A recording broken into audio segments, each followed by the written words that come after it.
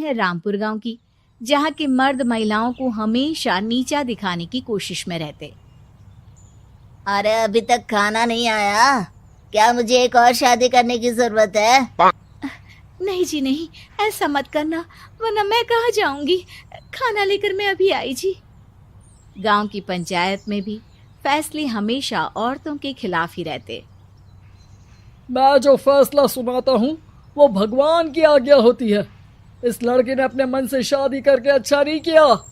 लड़के को घर भेज दो और इसकी शादी इसकी जाति की किसी लड़के से करवा दो, लेकिन ये लड़की, इसे तो गांव के बाहर निकाल दो। नहीं नहीं जमींदार साहब, ये क्या बोल रहे हैं? ऐसा नहीं हो सकता।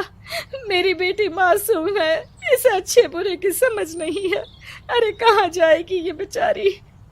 कहाँ जाएगी? इतनी चिंता है तो पूरे परिवार का गांव निकाला कर देते हैं। बेचारे पूरे बसे बसाए परिवार को गांव छोड़ना पड़ता है।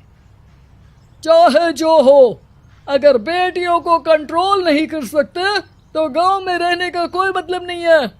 यहाँ औरतों को दब कर रहना होगा।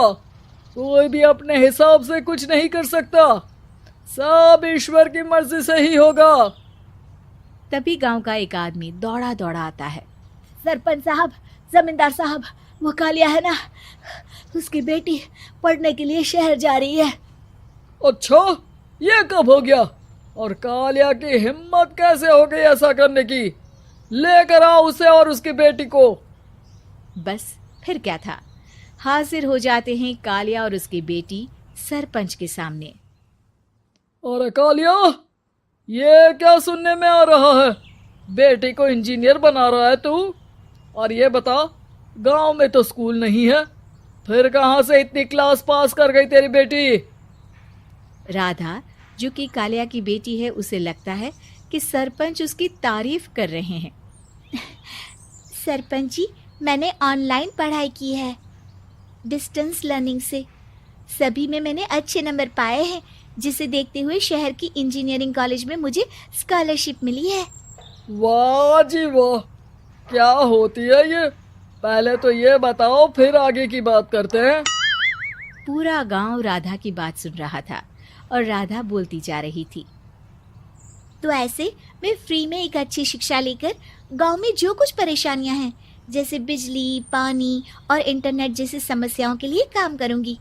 मैं गांव को शहर से जोड़ने के लिए पुल का निर्माण करवाने का प्रस्ताव रखूंगी।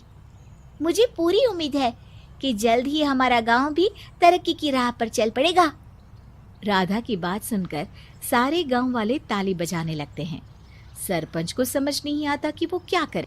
चुप रह नादान लड़की, गांव के खिलाफ जाने के लिए तुझे गांव से बेदखल कर दिया जाएगा, वो भी पूरे परिवार के साथ। और हाँ, अगर ठीक से गांव में रहना चाहती है तो ये पढ़ाई लिखाई छोड़ दे। हम तेरे लिए गांव का कोई होनहार लड़का देखेंगे। तभी गांव का एक आदमी बोल पड़ता है। अरे नहीं नहीं सरपंच जी, राधा बिटिया जो बता रही है, अगर वैसा हो जाए तो हम लोगों को पैसा कमाने के लिए बाहर नहीं जाना पड़ेगा।